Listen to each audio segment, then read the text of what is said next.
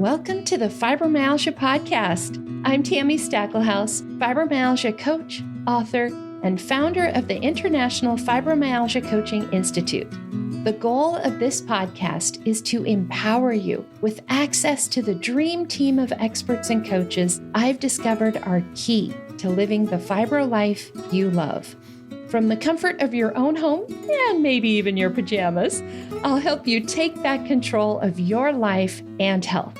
To help out with fibro fog, I always include full show notes and additional resources at fibromyalgiapodcast.com.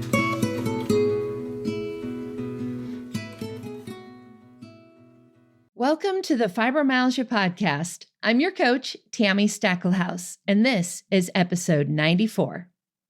Now, normally in this episode, we talk a lot about things you can do to improve your fibromyalgia. I try to keep this podcast very positive, very encouraging, and focused on ways we can feel better. But you can't talk about fibromyalgia without talking about the darker side of things, and today is one of those episodes. Today, we're going to be talking all about grief. We're going to be discussing what grief is, how it affects us physically and neurologically, and we're even going to be covering some tips on what you can do if you are experiencing grief right now. Now, grief is a common experience with fibromyalgia. For one thing, grief can absolutely cause our fibromyalgia symptoms to be worse. It's also very, very common for us to grieve the loss of our lives prior to fibromyalgia. As I say in the interview to follow, fibromyalgia can often seem like an endless taking away of things. We are now living in a body that doesn't function the way it used to. It doesn't feel like it used to or do what it used to. We may need to change or quit our jobs. We may lose family and friends who don't understand. We can, it sounds silly, but even grieve over foods we can no longer eat, hobbies we can no longer do, and just the way life used to be. In today's episode, I invited a friend, author Pat Sheveland, to come talk about her work as a grief coach. Now, as you might imagine, Pat and I do discuss various causes of grief, like death and loss, in this interview. So if you find those topics triggering, you may wish to skip this episode. Although I will say, Pat and I do discuss this in a pretty light manner, so use your judgment there. I also want to remind you that the information we share in this podcast is always intended for educational purposes only and is not meant to be a replacement for working with a qualified medical or mental health provider. And just like when you're working with a fibromyalgia coach, you still need your doctor. Working with a grief coach can absolutely be helpful, but it doesn't replace working with a trained counselor or therapist if that's what you need. Now, let me introduce you to Pat. Pat Sheveland is an RN, a professionally certified life coach through the International Coaching Federation. She is a Qigong teacher and a mentor coach, providing grief coaching certification for coaches and other helping professionals. Born to grieving parents, Pat brings a unique perspective to supporting her grieving clients in finding peace and purpose after deep loss. She is a certified funeral celebrant and Amazon best-selling author of 3 books. She wrote How Do I Survive? 7 Steps to Living After Child Loss, Living Life in the Middle, The Caregiver's Guide to Healing, Hope, and Harmony Through Multi-Generational Living, and The Confident Grief Coach, a guide for helping clients process loss. Pat and her family live in Minnesota, and you can find her online along with links to her books and information on her Confident Grief Coach School at healingfamilygrief.com. And as always, we will have all the links mentioned in today's episode in our show notes, which you will find at fibromyalgiapodcast.com/94. I'll also invite you to stay on after the interview to hear how you can get copies of Pat's books for free, our listener shout out, and more. Enjoy.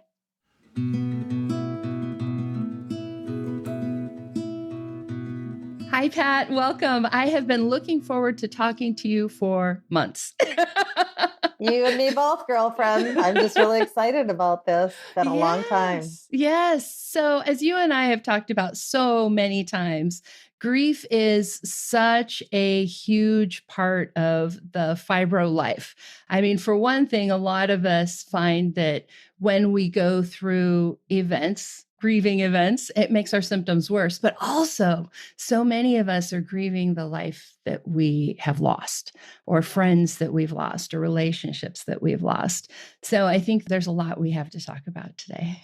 Oh, yes. Yes. Yeah, absolutely. Tell me how you got into this work. How did you become a grief coach and now certifying grief coaches? I actually didn't choose grief coaching. Grief coaching chose me. I was going to be a life coach. I was a corporate executive. I went on and I thought, I want to be a life coach. Thought that would be really cool to help people get their goals and all that good stuff.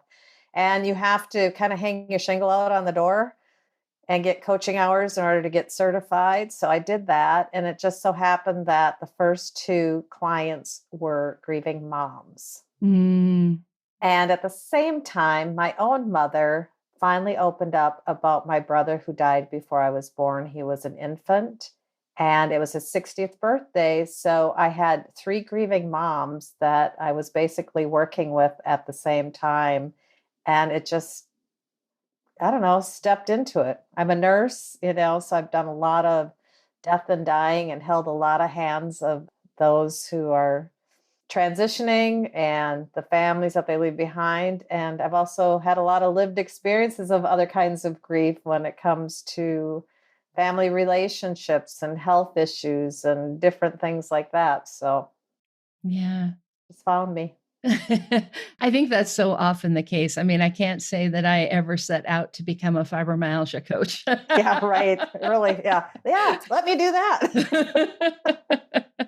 Oh, goodness. So you have written a couple of books now, two, I think. Well, I've actually written four altogether.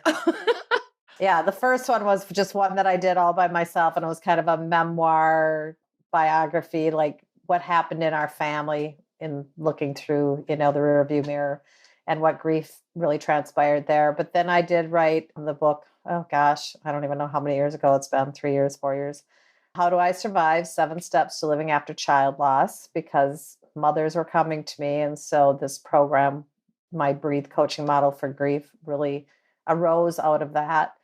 Then the pandemic hit. I was taking care of my mom. She had lived with us for 8 years. And I thought, I really should do caregiving coaching. I think that's really what's happening because with the pandemic, a lot of people were moving into multi-generational families, taking care of their family members.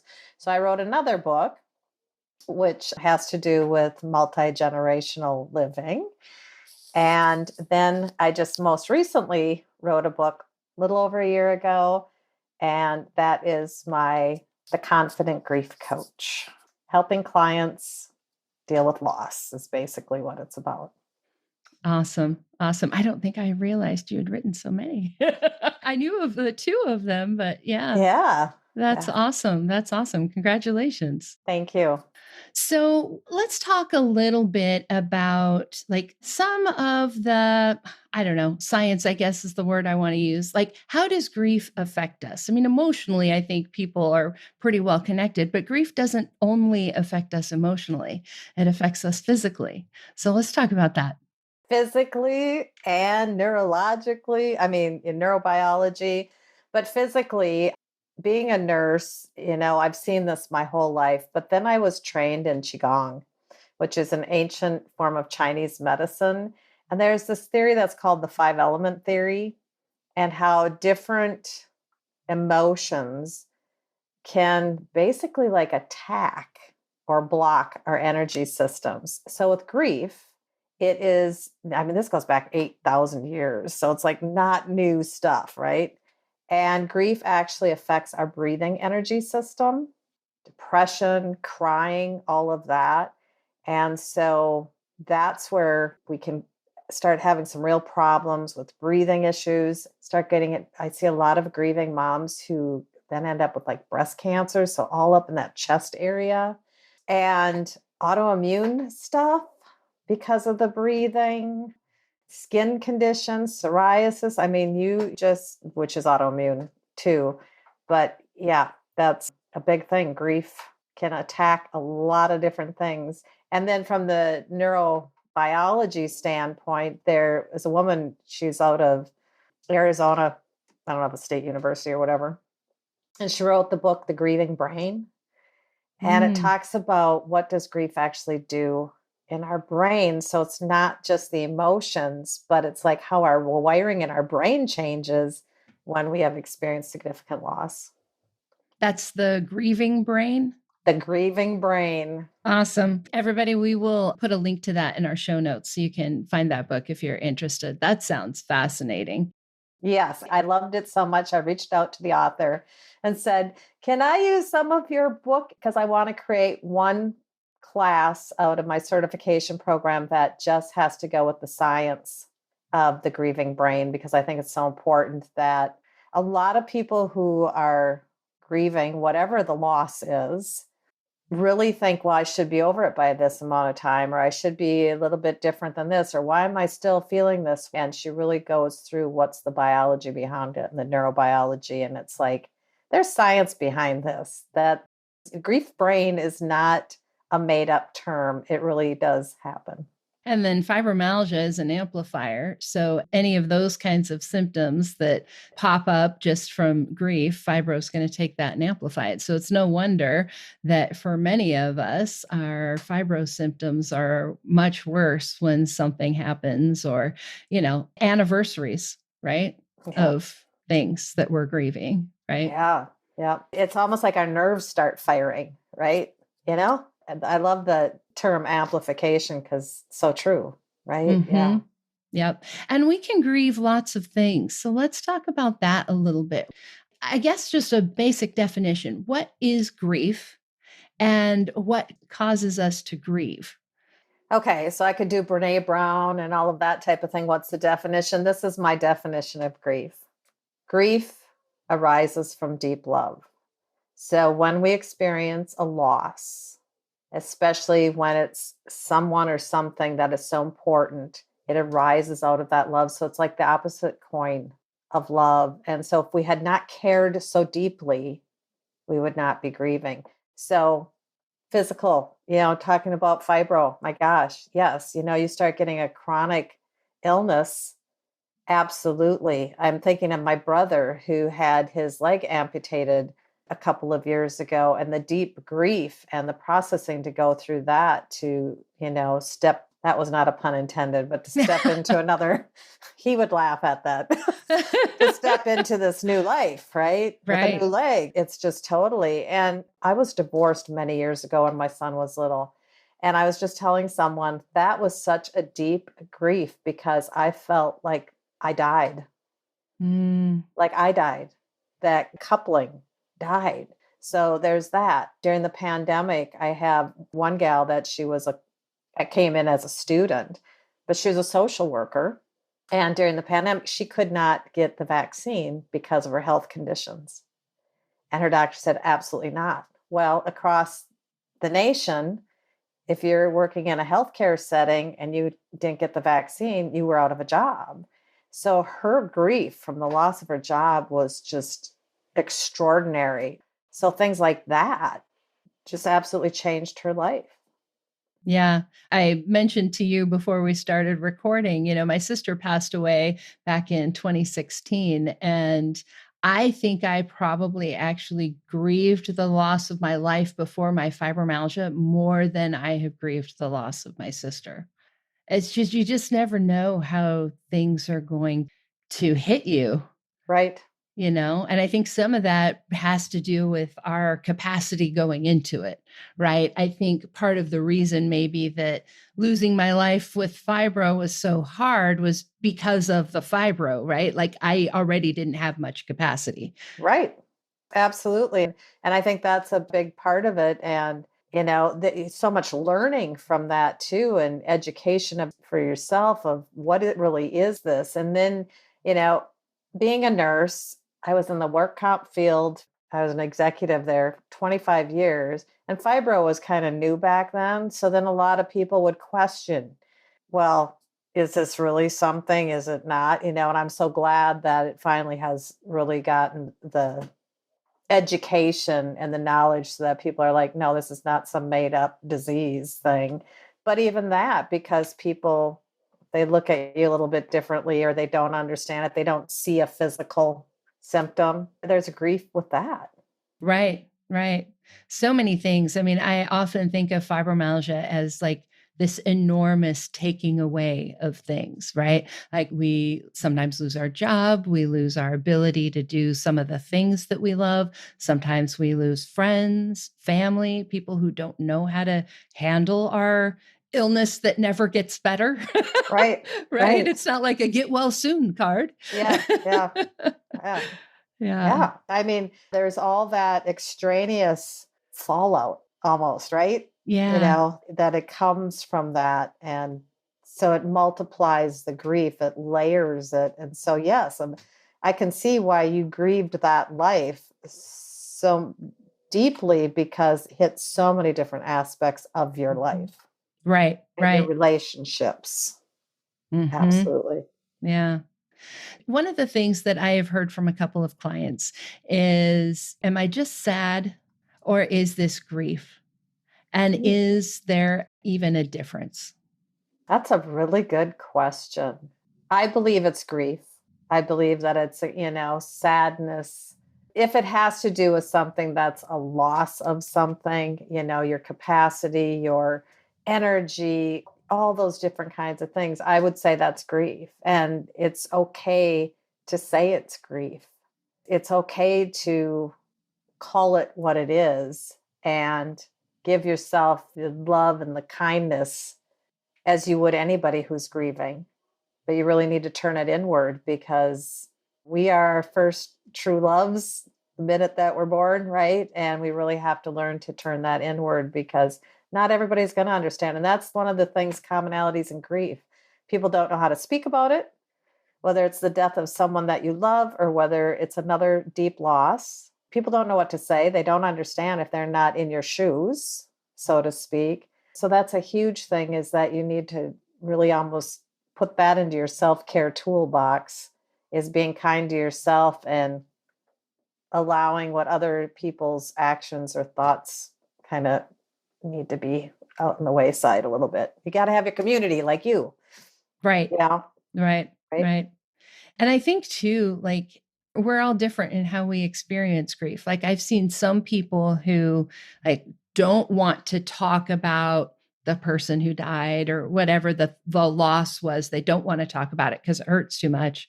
And then there are other people, I happen to be in this other category. I want to talk about my sister. Like that's how she's still partly alive to me, And so I think that makes it really hard too, to know what we should do when we're grieving, but also how to help somebody who's grieving, because everybody's different.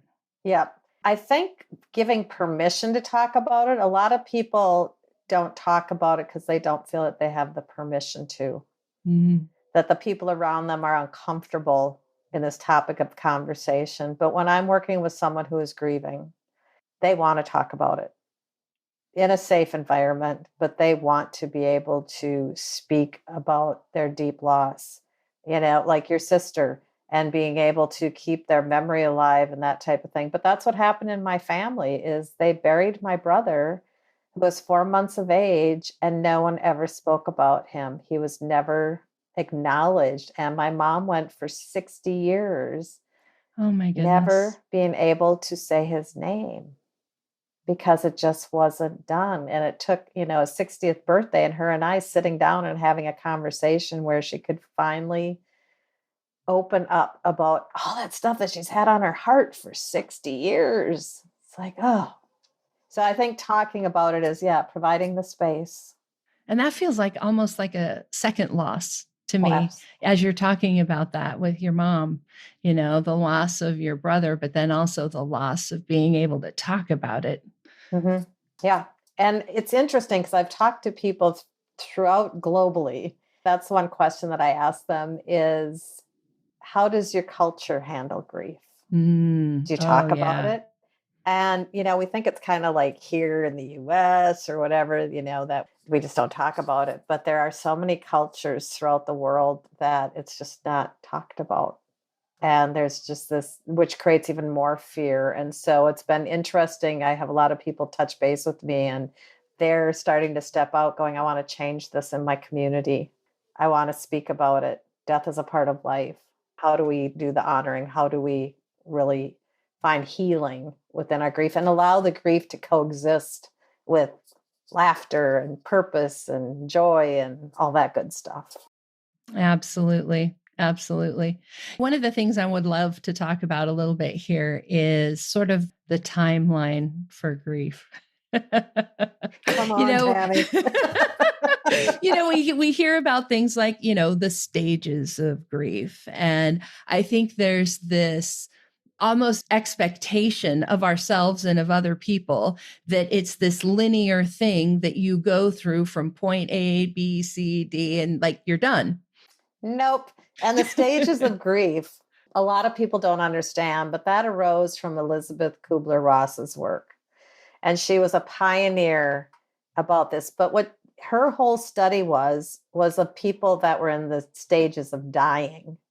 It wasn't the people that were left behind or after the death. Actually, they had terminal illnesses and were dying. So they were some stages that she saw, the bargaining, the denial, all of that kind of stuff that went through it. There is no stage. There might be different phases in it. It is not linear. It goes up and down and all around. It's like a roller coaster. It can be like tangled spaghetti. And you might think, wow, I'm doing just really good. And then something might pop up. And it's like, oh my gosh, where did that come from? And then the sadness comes again. And it's like, where did that come from? I would say that it never leaves us. Again, we learn how to have it coexist. So it's not stopping us from living. Mm-hmm. But grief is because we love, because we care so deeply. So how can it ever go away? Right. If we can't just like stop loving somebody. Right. Yeah. Nor do we want to. No.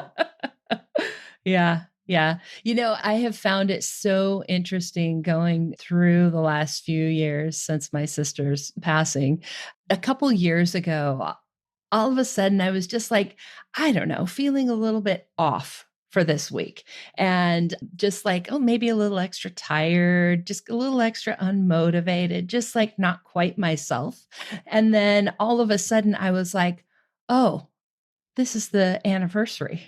And it wasn't even something that I was consciously thinking of. I went through 3 or 4 days of not feeling quite right before the other shoe dropped. That's so common. I mean, it's so common that, and then all of a sudden you look at the calendar going, oh my gosh. So it wasn't like you were leading up to it or anything, but all of a sudden, and again, our brains are wired, our bodies are so connected and so intelligent that, it holds these memories and these things for us. So, and sibling loss is an interesting one. My brother died in November, and that was like, you have parental and you have other different types of loss, but sibling loss is a whole different animal. I was surprised at kind of the magnitude of having a sibling die was pretty big. Yeah. And I've also found that, like, in general, is not talked about. Like, even losing children, losing parents, spouses, all of that is often talked about. But like, I don't see very much that I relate to having lost my sister. Yeah, I totally see that. And so my brothers and I, the remaining brothers, we have conversations about that because it's surreal. It's a bit surreal that, it's almost like children shouldn't die before their parents, but your siblings, my gosh, we're supposed to be here like forever, right? Yes, I So, always pictured my sister and I growing old together, two little old ladies in a house with a bunch of cats, yeah, yeah. It's like, I'm what? like, oh, okay, I guess not. Yeah. Oh. Yeah. So, thinking about the person listening who is, maybe experiencing some of these things, grieving the loss of their old life, grieving the loss of someone or something they love, what kinds of advice do you have for them? What would you tell someone who came to you looking for help? Well, I have some go-to things that it's like, this is so important. Number one, you have to find your tribe.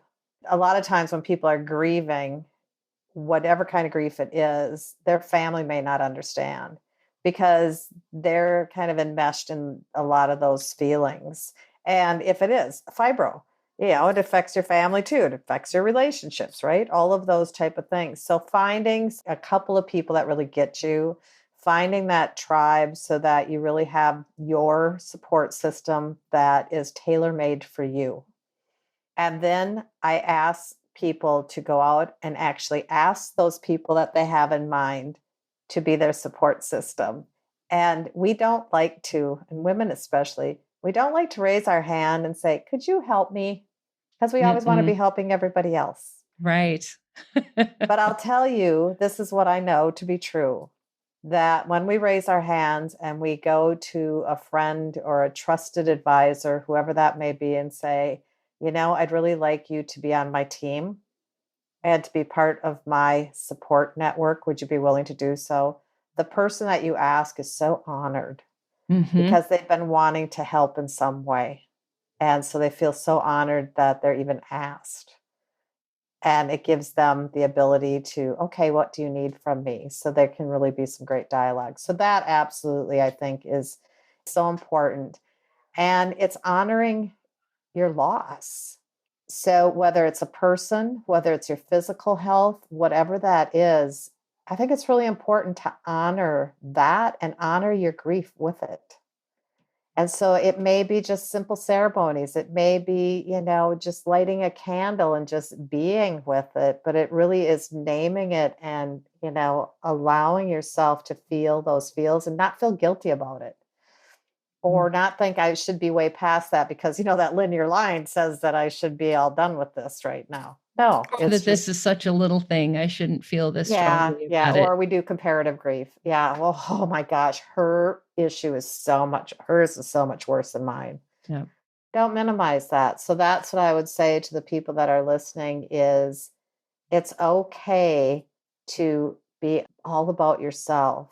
And number one, be kind to yourself. Number two, find the support system that's your support system. And I wouldn't have family members be a part of it. It's a little Interesting. rule. It's a little rule that I have. Like find someone else that can totally devote their energy to you when you need their support. Which makes sense because a lot of times when we're talking about grief, when we're talking about loss, the people closest to you are affected by that, like in their own way, Yep. right? Like they're going through their own grief. Yep. Absolutely. So find someone that's just yours. This is a time for you to take care of yourself. And being selfish is not a bad thing. It's not an ish. It's self love, it's self care. And I know that through your training of coaches, all your coaches, and everything that you go out and you teach and share, and you're such a model of, it is about self care. That's got to be number one you Yep. know, number one, because if you don't, everything's going to flare up, right? Those Yep. nerves are going to be firing if we're not taking care of ourselves. So, That's right. That's absolutely right. So, you and I both train coaches who help people with these kinds of things, and it is our business. yes. So, let's talk a little bit about hiring somebody to be that support system. I think there's a lot of stigma there about how, like, you should have friends that can do this for you. And somehow, like, you just don't have the right friends if you have to go hire somebody to help you with this. Yes. Yes. It's going to someone who actually truly gets it to the best of their ability is so important. And we don't have those, the emotional ties as coaches. We're coaches. And so we're really helping people to step into their greatness, to help them feel empowered, to be able to step forward and keep moving forward. And there is some science behind it. There is experience behind that. And your next door neighbor or your cousin down the street or whatever, they might have really great intentions, but that's not what's going to be the most helpful for you. It really is about having someone that has been trained, totally understands what are I measure results, in our Same. program. Yeah. You got to measure the results so you can see, okay, I went from point A to point B and, oh, that's how great things were, that there actually is movement forward and this is what we've been trained in. This is why we built the businesses that we do, because we're so passionate to be able to help other people. And, a lot of people aren't necessarily trained, even psychotherapists, nothing wrong with therapists. And I work with them all the time and partner, but they may not have that specialty. Mm-hmm. And I think that is so core, is that those of us who have a specialty, mine is with grief, and especially grieving moms. That's kind of the thing that came to me. Yours is with fibro. We have really trained so much. We have so many lived experiences. And my lived experience is not loss of a child, but being born into a family that was grieving the loss of a child. Mm-hmm. Whole different perspective there. And so I think it's just, it's very, very important to invest in yourself. And we don't like to do that a lot of times either. Pay money when I can get it, my friends, just to sit down and have coffee or a glass of wine. No, invest in yourself and you will reap such rewards, because your life will totally be on track, doing exactly what you dream of, and fulfilled, purposeful, feeling great. Mm-hmm. And you can't really put a number on that. No, definitely not. I love what you said about expertise. That is for sure one of the big areas. But the other one that I see with working with a professional versus working with your friend is that part of our training is how to not be personally invested. Like, you can want what you want, which may be something completely different than what I would do or what I would recommend somebody do. Right. Right. But it's my job to support you in what you want, Absolutely. where friends and family don't necessarily have that training and be able to have that non-biased support. They bring their own stuff with it. Absolutely. That's why I make that little bit of a rule. No family, definitely, close friends. They're okay for that support system. But yes, I come to someone who has been trained, and that is our job as coaches, is to help uncover that. It's not to tell anybody what to do, to judge what they're supposed to do. It is to really help you. We believe that the people that we work with, for me, creative, resourceful, and whole. Doesn't matter what else they have going on. They're still these beautiful beings that are creative, resourceful, and whole. And our job as coaches is to help them tap into that beautiful essence within so that they can find the healing, whatever that looks like for them. Right. I love it. I just adore you. Back at you, sister. Oh, I hope you guys can understand why I invited Pat on. You are the perfect person to do this kind of work because you're just warm and fuzzy. I love it. Oh, really? People used to stop me in the stores. I don't know if you've ever had this, but back in the day of Kmart's and different things like that. And I remember people would just come in the aisle and they'd come and just start. I always thought, do I have something on my forehead that says, psychologist, or what is it? I have a listening ear, because people would always want to tell me their stories. But I'm just I love people. I love hearing their stories. And, I became a nurse because I want to help. I want to support people to have good lives, great lives. Yeah. Amazing lives. 100%, 100%. And all the things that we've been through, the losses that we've had, the illnesses that we have, that doesn't have to take away from that. Absolutely not. Yeah. So, what kinds of recommendations, resources, like somebody who's listening to this right now and who is like, okay, yep, that's me. I need some help.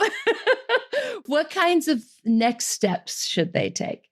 Well, depending on what they need help with. You and I are talking. So from a fibromyalgia standpoint, fibro, I think, they need to get a hold of you and your team. From a grief perspective, I think go out there and see what's in your community. There are grief support groups. There are different things like that. Reach out to me. I'll point you in the right direction. There are so many different support groups and nonprofits and different things like that that provide a lot of resources for people. And if you think that, coaching is like, oh, I really do need to have some one-on-one, I have a wonderful group of certified grief coaches who I've personally trained that I trust. I trust them that they will deliver, this breathe coaching model for grief and get the outcomes just like I have done over all these years, last decade. And that's really important to me that they are of that quality and caliber. So I will refer people out and I like to think of it as matchmaking. So do I. I use that exact same term. It is so cool, right? Oh, yeah. I know exactly who would be perfect for you. Yes. Let me connect you. And it's just like, it just brings such joy to my heart when you see it just like happening. When it clicks, Yeah, working with the right person makes all the difference. Yeah. Sure does. That's awesome. So give us your contact info. I will have it in today's show notes too. Today's episode 94. So go to fibromyalgiapodcast.com/94. But Pat, what's your website? healingfamilygrief.com. Awesome.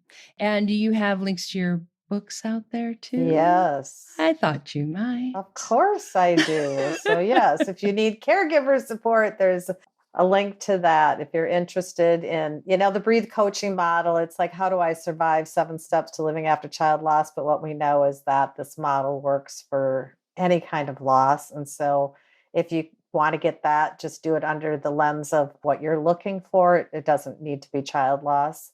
And if anybody here is ever like, oh, I'd really like to help other people, I think that I'd be really good at this. The Confident Grief Coach, get a free copy of that. And that walks you through how we go about doing it. That's awesome. I think so many of us come to the work that we do through our own personal experience, right? We often become the person we wish that we had. So I'm sure there's people who are listening who are like, yeah, I've been through that and I would love to be the person that helps somebody, awesome. And all of that is at the same website, right? Absolutely. Awesome. All right. So as we wrap up here today, I like to do this with my guests, but I would love for you to just speak to the person who's listening, who is maybe going through some grief and loss, and just speak from your heart to theirs. Okay. I see you. I hear you. I want you to know that I am wrapping you in a blanket of love and comfort because that's what you deserve. It's not about you're comparing to anybody else. Your love, your loss, your losses are yours to be honored, and just be kind to yourself. Please love on yourself. That's my greatest advice I can give you. Awesome. Thank you so much for being here. Thank you for the interview. Thank you for your resources and for doing what you do, because we need that. Back at you. We need it. Got a lot of healing in our world, don't we? In many ways. Yes, we do. We do. I think, the last few years have been hard for all of us. I'm sure there are people who are grieving the loss of the world before COVID. Yes. Things are different now for a lot of us. Our lives have changed a lot. So, yeah. But we can make it beautiful and happy and joyful once again. I'm Pollyanna, the eternal optimist. You and me both. I was noticing your angel behind you there with her arms up in the air. I've got that one too. And that's just so encapsulates, how I feel about stuff, which, not go into a whole second podcast episode here, but you can feel joy in the midst of also grieving. Absolutely. Absolutely. It's all about that coexistence. And it's not a one or the other, it's a both and. That's right. As our coach Angela used to say. Both and. Yes, I try very much to live in that both and. Fibromyalgia can be disabling, and it's the best gift I was ever given. Right. Yeah. Yeah, very much. Well, thanks again, Pat. And we'll go ahead and wrap this up for today. It's been such a pleasure having you. Oh, it's been fun. Thank you.